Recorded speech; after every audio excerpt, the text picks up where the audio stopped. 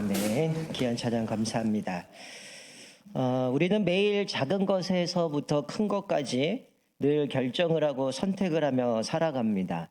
아마 여러분들이 오늘 교회 오실 때도 내가 어떤 옷을 입어야 되는지, 또 어떻게 교회를 가야 되는지, 또 어디에 앉을지, 또 아침은 뭘 먹을지 늘 우리는 작은 것에서부터 큰 것까지 결정을 하며 살아갑니다. 나름대로 그 기준들이 있겠죠. 자기들이 정해놓은 그 기준을 따라서 뭔가를 선택하고 결정을 할 텐데, 그런데 우리는 종종 우리가 선택함에 있어서 하나님의 진리, 하나님의 뜻보다는 상황을 따라서 결정할 때가 너무나 많습니다. 아마 많이 경험해 보셨을 거예요. 그런 결정을 통해서 내린 것들이 좋지 않은 결말들을 맺었던 일도 상당히 많을 겁니다. 우리가 오늘 계속 살펴보는 다윗과 사울의 관계에도 보면 우리가 13장에서부터 살폈듯이 사울이 하나님의 말씀에 순종하지 않고 또 기다리지 않다가 제사를 드리고 나서 이제 하나님은 그를 버리십니다. 그리고 다윗에게 기름을 부으시죠. 그래서 다윗을 하나님의 마음에 합한 자로 그를 왕으로 세우신다라고 말씀하셨어요. 그러고 나서 그 이후의 모습을 보면 다윗이 블레셋과의 전쟁에서 골리앗을 쓰러뜨리고 여인들이 노래를 부르면서 사울은 천천히요, 다윗은 만만이라고 하는 그 이야기 때문에 사실은 사울이 상당히 많이 삐져버립니다. 그러면서 끊임없이 이 다윗을 죽이려고 하는 계획들을 갖죠. 성경에는 하나님이 다윗과 함께 하셨는데 사울에게서는 떠나갔다 그랬어요. 그래서 다윗을 보면서 두려워합니다. 왜? 하나님이 함께 하셨기 때문에. 그리고 그가 나가서 전쟁을 하면 지혜롭게 전쟁을 승리했기 때문에 사울은 두려워하지만 유다 사람들이나 이스라엘 사람들을 다윗을 사랑합니다. 그래서 사울을 어떻게 해서라도 죽이려고 계속 머리를 궁리하고 살아가죠. 블레셋 전쟁에 내보내기도 하고 자기 딸을 주고 결혼하라고 하면서 지참금으로 블레셋 사람의 포피를 100개 가져와라. 거의 죽이려고 하는 거죠. 그런데 다윗은 지혜롭게 200명의 포피를 배우고 또 그 아내를 맞아들이는 과정 가운데, 그럼에도 불구하고 계속 마치 추격자처럼 사울은 다윗을 죽이려고 계속하는 모습을 보게 되어집니다. 자, 그런데 오늘 본문의 말씀을 보면 다윗에게 기회가 옵니다. 어찌 보면 다윗은 하나님 앞에 기름 부음은 받았는데 그의 삶에 달라진 게 하나도 없어요. 여전히 그는 아버지 밑에서 양을 쳤더고요. 그리고 아버지의 신부로 블레셋에 싸우는 모습을 갖다가 골리앗을 이기게 되고, 결국은 거기에 이제 궁전에 들어갔다가 또 군대 장관에서 천부장으로, 그리고 지금은 도망자 쫓기는 신세이기 때문에 사실 환경만 보더라도 자기는 기름 부음 받았지만 이게 내가 왕이 될지 전혀 환경이나 바뀌지 않아요. 보통 같으면 어떨까요? 야, 이제 아빠 내가 기름 부음 받았고 내가 왕 될 거야. 아빠 나한테 잘하세요. 형들 나한테 잘해. 그래 앞으로 나한테 뭔가 하나 얻어먹을 수 있어. 이렇게 살아갈 수도 있지만 다윗은 늘 자기가 하던 대로 그대로 갑니다.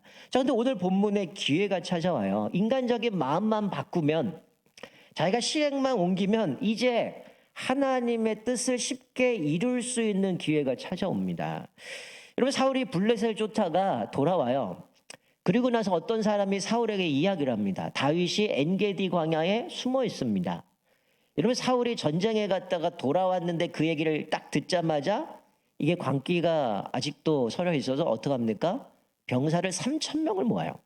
여러분, 다윗 하나 죽이겠다고, 물론 그와 함께 했던 사람들 억울하고 이렇게 사람들에게 배척당하는 사람들이 400명이 모여서 나중에는 그들이 600명 정도까지 되는데, 그들이 함께 했지만 그들을 죽이겠다고 사울이 전쟁 갔다가 이제 막 돌아왔는데 그 이야기 듣고 3,000명을 꾸려서 나간다? 제정신이 아닌 거죠. 이런 병사들이 볼 때 어떨까요? 도대체 이 왕을 내가 섬겨야 되나? 지금 전쟁에서 힘들어 죽겠는데 다윗 하나 죽이겠다고 수많은 방법들을 고행해가지고 계속 가지만 계속 결국 안 되거든요. 근데 그 소문 하나 믿고 3,000명을 데리고 간다? 참 기가 막힐 노릇이겠죠. 어쨌든 엔게디 광야로 갑니다. 엔게디 광야는 우리가 사해바다 그쪽 옆에 있는데요. 여기는 이제 계곡, 보통 사람들이 지금은 거기가 인터넷에 검색해 보면 국립공원으로 되어 있는데 거기는 일종의 오아시스입니다. 그러다 보니까 유목민들이 그쪽에 와서 양을 치고 하는데, 이제 시간이 늦어지면 거기에 굴에서 그들이 몸을 피했다가 그 다음에 다시 일하게 되는데, 어떤 거는 자연적인 굴들도 있었고 어떤 거는 자기들이 파서 만든 굴인데 굴이 상당히 많이 있어요. 그런데 오늘 본문에 이 사울의 일행이 3천 명이 이제 엔게디 광야로 와서 이 왕이 양을 치는 곳 근처에 갔더니 굴이 있는 거예요. 근데 사울이 급했나 봅니다. 그래서 자기 혼자 이제 볼일을 보러 그 굴로 들어가는 거죠. 여기 보면 왕이 뒤를 보러 들어갔다. 각주를 보면 발을 가렸던데, 여러분 예전에 여러분 푸세식 화장실에 있을 때 볼일 보려면 바지 내리죠. 뭐 바지 안 내린 분도 있나요? 급하면 안 내릴 수도 있겠네요. 바지를 내리면 발이 보입니까? 안 보입니까? 안 보이죠. 아마 그런 의도인지 모르겠지만 하여튼 발을 가렸다라고 얘기하는데, 여러분 이게 굴 속에 들어가면 갑자기 여기 불을 확 꺼버리면 여러분 보일까 안 보일까요? 밝은 데 있다가 컴컴한 데면 안 보이잖아요. 근데 놀라운 거는 사울이 들어간 굴이 하필이면 다윗과 그 병사들이 그 안에 깊이 숨어 있는 데입니다. 그러니까 사울이 급하게 지금 볼일 보러 들어갔는데 안에 있는 사람들은 저 사울이네? 그리고 그가 바지 벗고 볼일 보는 거 다 보고 있었을 거예요. 근데 이 사울은 갑자기 들어가니까 아무것도 보이는 것 아니에요. 자, 근데 오늘 본문 말씀 보니까 이것 가운데 이제 자기 밑에 있는 신하들이 야, 이거 저를 찰으니까 죽이자는 얘기를 하는 거예요. 여러분 지금까지 사울을 피해 다녔던 이 다윗 어떤 삶을 살았을까요? 뭐 성경에 다 기록한 건 아니지만 참 많은 질문을 던졌을 것 같아요. 하나님, 갑자기 저에게 왕이 되라고 기름을 부으셨는데 하나님 언제입니까? 제가 언제 왕이 돼야 되죠? 아마 소년 전쟁도 나가지 못하는 그 나이에 왕으로 기름 부음 받았으니까 이게 뭔 일인가 싶었을 텐데 시간이 가도 왕으로 가는 건 아니고 도망 다녀야 되고 이게 자기가 원치 않는 모습, 마치 왕으로 가는 길은 전혀 아닌 것 같아요. 늘 하나님 앞에 질문을 던지지 않았겠어요? 하나님 언제 왕이 돼야 됩니까? 어느 때입니까? 이런 고백을 했을 거고, 또 한편으로는 그것이 길어지면 이런 생각 들었을 거예요. 하나님 혹시 사무엘이 하나님의 음성을 들은 게 잘못 들은 거 아닙니까? 하나님 혹시 제가 지금 왕이 안 되는 게 사울처럼 내가 뭔가 잘못을 해서 하나님이 나를 버리신 거 아닙니까? 혹시 하나님이 사울을 패하시고 저를 왕으로 세우신다고 했는데 사울을 패하는 과정에 이 병사들이 그것을 막을 만큼 능력이 있으면 어떡하죠? 온갖 질문들을 하나님 앞에 던지면서 하나님 앞에 물었을 겁니다. 사실은 이런 과정 속에서 뭘 배웠을까요? 하나님의 방법들을 배웠을 거고요. 또 믿음이 자라갔고요. 맷집도 켜졌을 거고요. 거기서 인내하는 법도 배웠을 겁니다. 오늘 본문은 사실은 아주 완벽한 환경이었죠. 왕이 혼자 들어왔다는 거. 하필이면 그 많던 굴 중에 왜 하필 자기 굴에 들어왔냐는 거죠. 자기 숨어 있는 곳에. 근데 병사들이 그런 얘기를 합니다. 뭐라고 얘기해요? 하나님이 허락하신 기회라는 거예요. 왜냐하면 하나님이 일찍이 이런 얘기를 하신 것 같아요. 너의 원수를 내가 네 손에 붙여주겠다. 그럼 그거를 네가 알아서 네 하고 싶은 데 행하라. 이렇게 하나님이 약속하신 것 같아요. 그랬더니 이 병사들이 뭐라고 합니까? 하나님이 그렇게 얘기하지 않았냐? 이거 절호의 찬스고 하나님이 허락하신 길이니 당신이 이거 사울 제거하면 당신 왕 되는 거 아니냐? 당신 기름 부음 받지 않았냐? 왕이 되라. 그리고 우리도 이제 지쳤다. 좀 빨리 좀 정리하고 당신 왕 되면 우리도 편안하게 생활할 텐데 이거 언제까지 도망 다녀야 됩니까? 빨리 이거 하나님의 분명한 선한 뜻이니 칩시다라고 얘기를 하는 거예요. 근데 다윗은 어때요? 자기 앞에 놓여있는 상황들, 환경들이 뒤바뀌었잖아요. 늘 도망 다녔는데 이제는 반대로 내가 사울을 제거할 수 있는 절호의 찬스가 왔는데 어떻습니까? 그의 고백은 아니라는 거예요. 어떻게 보면 자기 밑에 있는 사람들은 기회라고 얘기하지만 다윗에게 있어서는 이거는 이겨내야 할 유혹이었던 거죠. 그의 고백은 뭡니까? 하나님이 당신에게 이 병사들은 주셨다, 기회를 주셨다고 얘기하지만 다윗은 하나님의 주권을 인정하는 거죠. 아직 사울이 왕으로 있기 때문에 사울은 하나님 앞에 기름 부은 왕이기 때문에 우리가 그에게 손을 댈 수 없다는 거예요. 그래서 가만히 뭐 합니까? 옷자락을 배웠다는 거죠. 여러분 만약에 이 기회가 하나님이 허락하신 기회라면 사실 사울을 제거하지 않는 게 불순종 아니었겠어요? 그런데 다윗은 이 기회를 기회로 생각하지 않고 상황이 바뀌고 길이 열렸을지라도 하나님의 뜻을 구했다는 거죠. 여러분 사실 골리앗을 쓰러뜨리는 게 쉬울까요? 지금 코앞에 있는 사울을 죽이는 게 쉬울까요? 당연히 사울을 죽이는 게 쉽죠. 아마 볼일 보는데 뭐 창 들고 있겠습니까? 칼을 차고 있겠습니까? 다 내려놓은 상태거든요. 자, 그런데 오늘 본문 말씀을 보면 사실 사울을 제거했다면, 병사들 얘기대로 제거했다면 어떤 일이 벌어집니까? 쿠데타죠.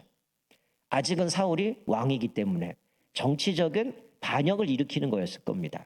자, 오늘날 이 세대에는 사실 우리가 살아가는 이 시대는 권위를 인정하지 않는 시대인 것 같아요.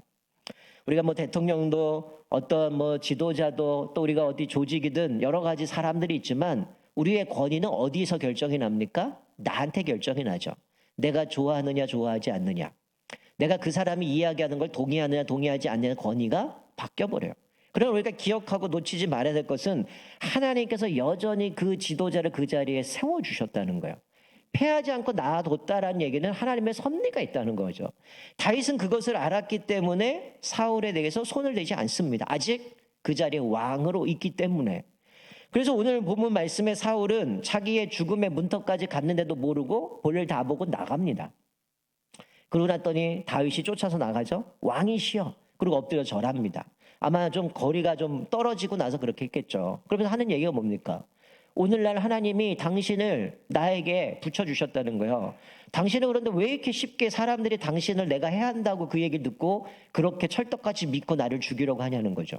보시라고. 내 부하가 당신을 제거하라고 얘기하지만 당신은 하나님의 기름 부은 왕이기 때문에 나는 내 손에 그렇게 당신을 제거하지 않을 겁니다.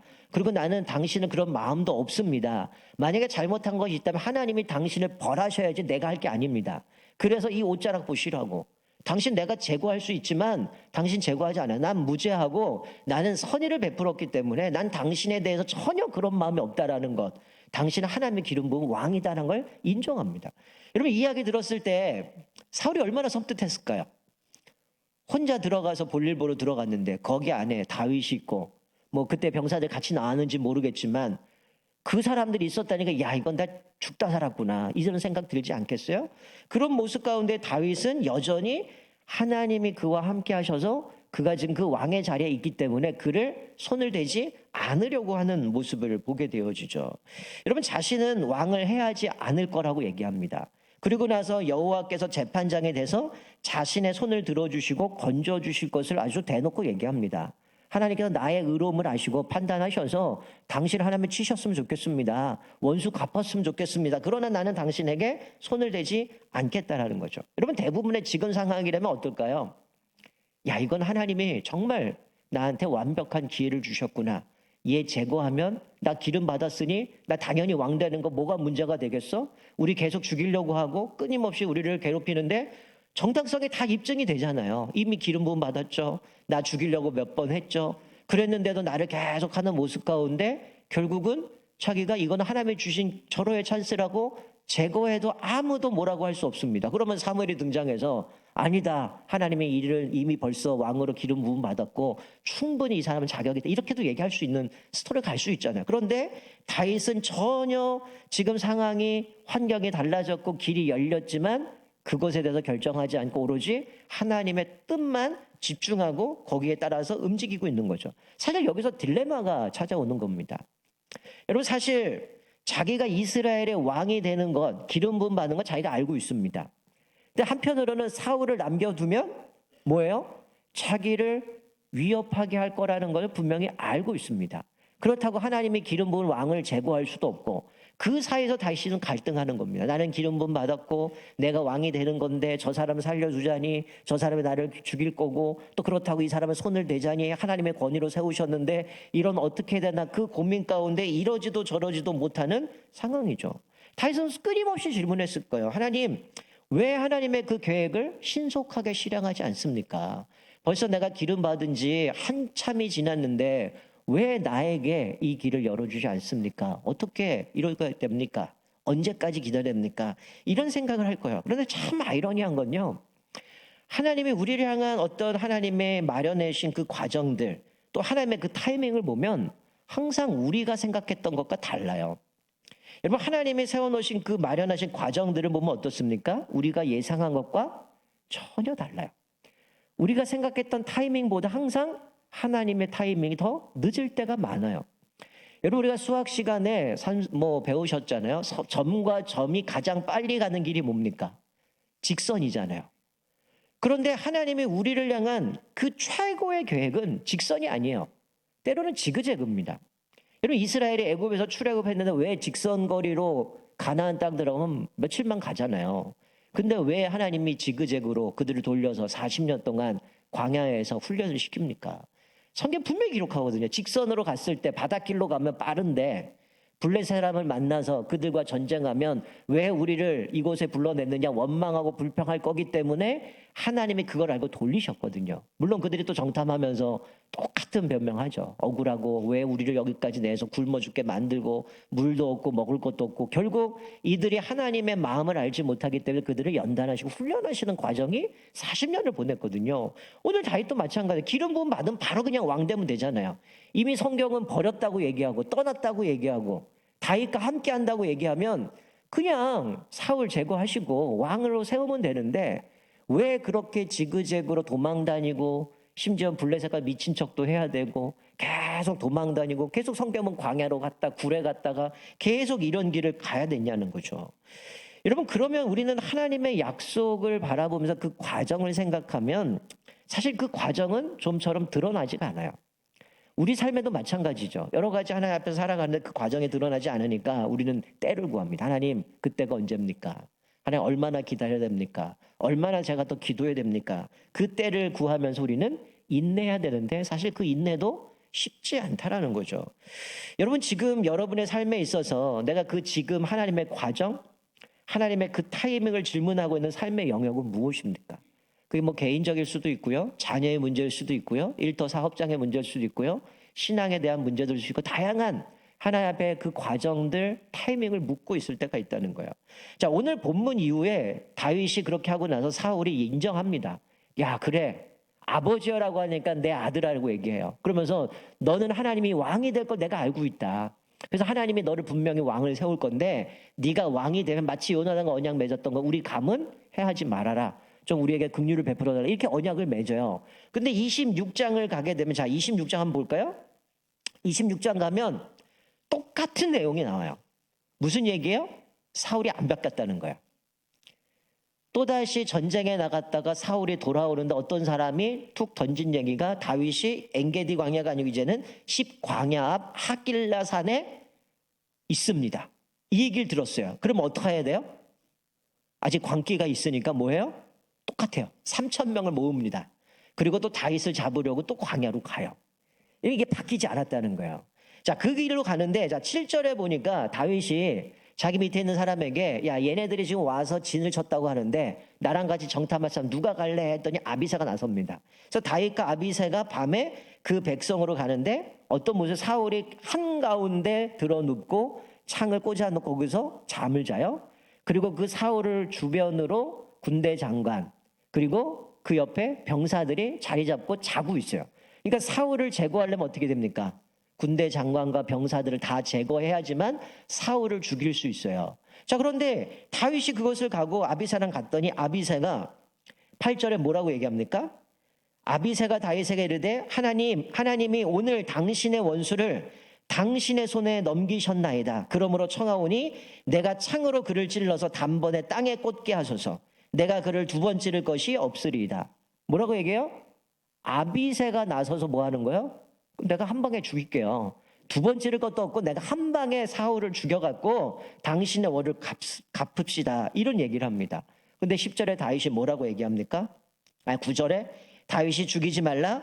누구든지 손을 들어 여호와의 기름 부음 받은 자를 치면 죄가 없겠느냐. 여러분 정말 다윗이 대단한 것 같아요. 여러분 보통 같으면 우리 첫 번째 사건을 겪었다면 여러분이 다윗이라면 어떤 마음이 들까요? 야, 내가 저렇게 살려줬는데 저렇게 뒤통수를 쳐? 나보고 왕이 될 거라고 얘기해놓고서 이게 뒤에서 날 죽이려고 하네? 이 양반은 안 됐네. 이미 태생 자체가 문제가 있어. 그러니까 얘랑은 상종하면 안 돼. 그럼 어떡할까요? 죽여야 되잖아요. 근데 지금 다윗은 뭐라고 고백합니까? 손대지 말라는 거예요. 똑같이 얘기해요. 여호와의 기름 부음 받은 자를 치면 죄가 없겠느냐. 아직도 그가 왕이라면 하나님이 그에게 권위를 주신 거기 때문에 손을 대면 안 되는 거예요. 그래서 9절에 이렇게 얘기하고 10절에 뭐라고 합니까? 다윗이 여호와께서 살아계심을 두고 맹세하노니 여호와께서 그를 치시리니 혹은 죽을 날이 이르거나 또는 전장에서 나가서 망하리라. 뭐 얘기해요? 나는 손 안 건드겠다는 거야. 왜? 하나님이 그에게 권위를 줬기 때문에. 하나님이 치셔야 된다는 거야. 하나님이 치실 텐데 그가 죽을 날이 이르거나 아니면 전장에 나가 죽거나, 이건 뭡니까? 내가 한 게 아니죠. 하나님이 그를 벌 내리시는 겁니다. 지금 다윗은 끊임없이 열린 상황 완벽하잖아요. 지금은 어때요? 24장에 있는 것보다 험술 더 낫잖아요. 자기는 내가 하나님의 기름 부음 받은 사람 죽일 수 없다고 하는데 다윗 보고 죽이라고 한 것도 아니고 아비새가 자기가 알아서 죽이겠다는데, 그럼 이러시죠. 하나님 내가 죽였습니까? 지금 아비새가 당신 손에 피 묻히지 말고 내가 알아서 할 테니까 당신 죽입시다, 이 얘기를 하는데 다윗은 여전히 아니다. 누구든지 그렇게 기름 부음 받은 자 손을 대면 죄를 범한 거 아니냐. 그래서 그를 살려줘야 된다. 하나님이 그를 칠 거다. 아까 우리 24장 뭐라고 해요? 재판장에 대주시고 하나님 판단하셔서 나의 억울함을 갚아달라고 얘기하는데, 여기는 그렇게 고백하죠. 그를 치시리니 혹은 죽을 날이 이르거나 또는 전장에 나가서 망하리라. 그래서 뭐예요? 옷자락을 벤 것처럼 물병과 창을 가지고 나옵니다. 자, 아까 제가 진영을 얘기했죠. 한가운데 사울이 누워있고 옆에 창이 꽂혀있고 그 옆에 군대 장관, 병사들이 있는데 다윗이 어떻게 물병과 이 창을 가지고 나올 수 있을까요? 자, 거기 12절 보세요. 12절에 이렇게 말해요. 창과 물병을 가지고 떠나가되 아무도 보거나 눈치채지 못하고 깨어있는 사람도 없었으니 이는 여호와께서 그들을 깊이 잠들게 하셨으므로 그들이 다 잠들었기 때문이라. 자, 무슨 얘기입니까? 하나님이 그들을 다 완전 재워버리신 거예요. 아무도 인기척도 모르고 중간에 깬 사람도 없고 걔들이 왔다 간지도 모르는 상황이죠. 우리가 가끔씩 그런 얘기를 하죠. 아무도 보는 이가 없을 때에 그때 나의 모습이 나의 신앙, 나의 인격, 나의 성품이다. 여러분 한번 생각해보면 내 스스로가 아무도 나를 보지 않아도 내가 뭔 짓을 하는지, 내가 어떤 태도를 하는지, 그게 내 인격이고요, 내 신앙이라는 거죠. 지금 장면은 아무도 보지 못하는 장면, 아무도 알 수 없는, 사울 죽이고 가버리면 어떨까요? 누가 죽였는지 모르는 상황이에요. 근데도 다윗은 하나님이 보고 계시기 때문에 손을 안 대는 겁니다. 하나님이 그에게 권위를 주셨기 때문에.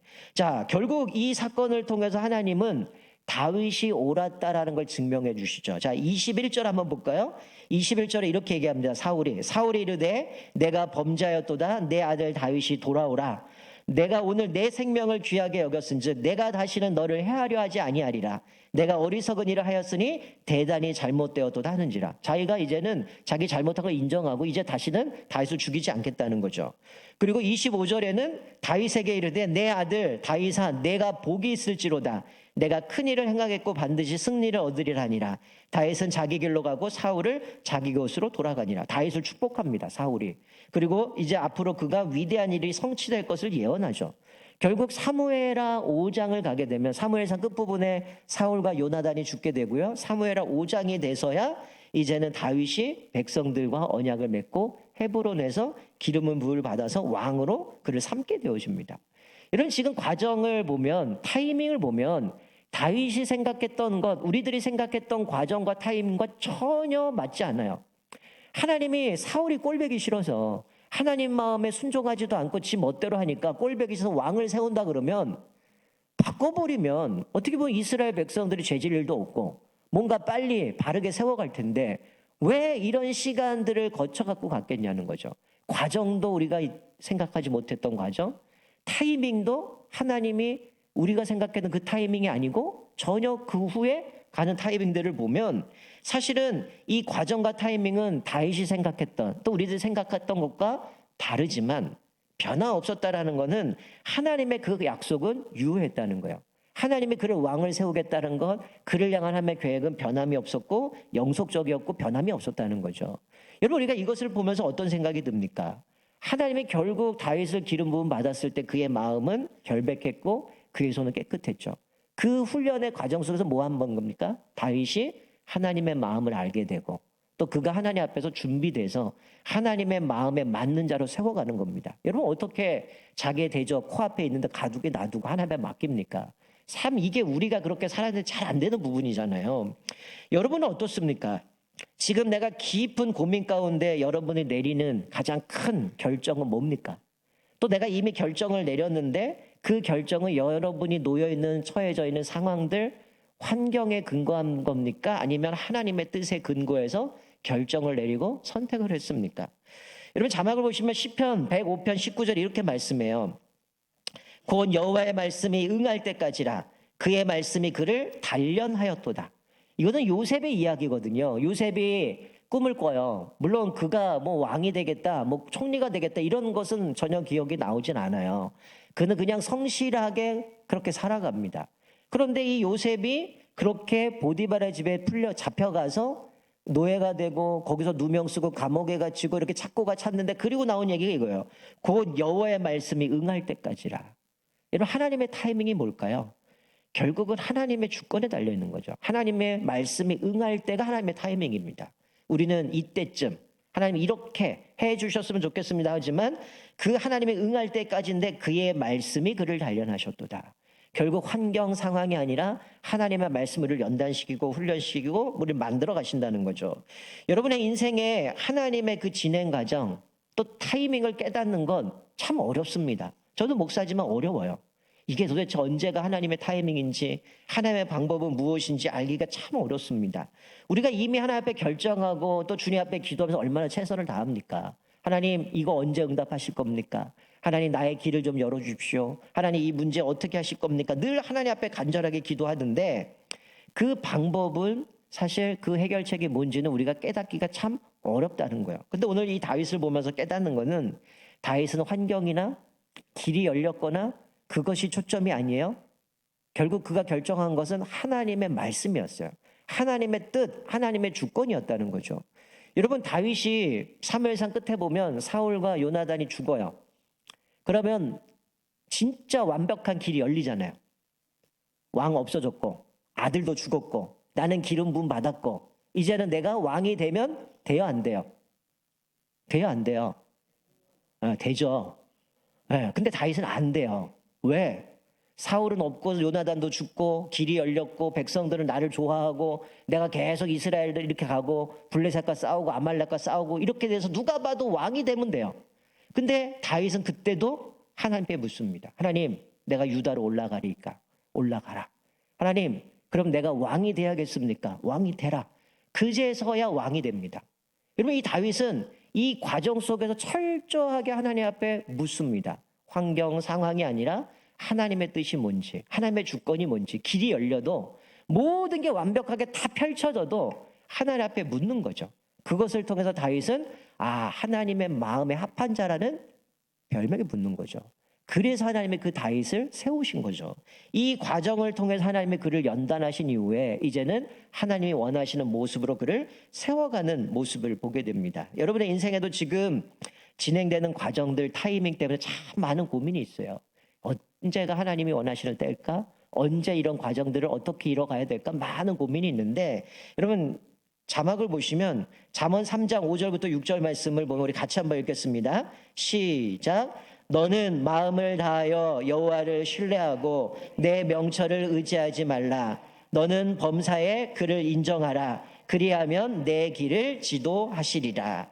결국 뭐라고 말씀해요? 우리가 신뢰할 거는 주님을 신뢰하는 겁니다. 다윗은 하나님께 맡겨서 하나님이 그를 죽이시든지 전쟁에 나가 죽든지 하나님이 치실 것이다. 하나님을 신뢰하는 겁니다. 그리고 내 명철을 의지하지 않고 여호와를 인정하는 거죠. 그러면 내 길을 지도하신다고 말씀합니다. 여러분들이 지금 고민하는 것, 결정해야 되는 문제들, 또 내가 이미 결정을 하고 주님 앞에 기도하는 모든 것이 혹시 내가 환경과 길이 열려서 결정했다면 다시 한번 내 그 모습들을 좀 돌아보시고 또 내가 앞으로 살아가면서 뭔가를 결정하고 선택할 때 길이 열리고 환경이 너무 좋고 이거는 분명히 하나님이 주신 것 같더라도 하나님 앞에 엎드리셔서 내 명철이나 내 경험을 의지하는 것이 아니라 하나님을 온전히 신뢰할 때 그를 인정할 때 내 길을 지도하시리라고 하신 그 말씀을 따라서 오늘 이 다윗이 그 과정을 통해서 하나님의 마음에 맞는 자로 세워지고 왕으로 세워져 가는 것처럼 우리 모두가 하나님 앞에 그렇게 또 준비되어지고 하나님의 마음을 알고 또 무엇보다 하나님의 주권을 인정함으로 인하여서 우리를 온전하게 인도하시는 그 하나님의 은혜를 날마다 누리며 살아가시기를 주님의 이름으로 축원드립니다. 아멘. 기도하겠습니다.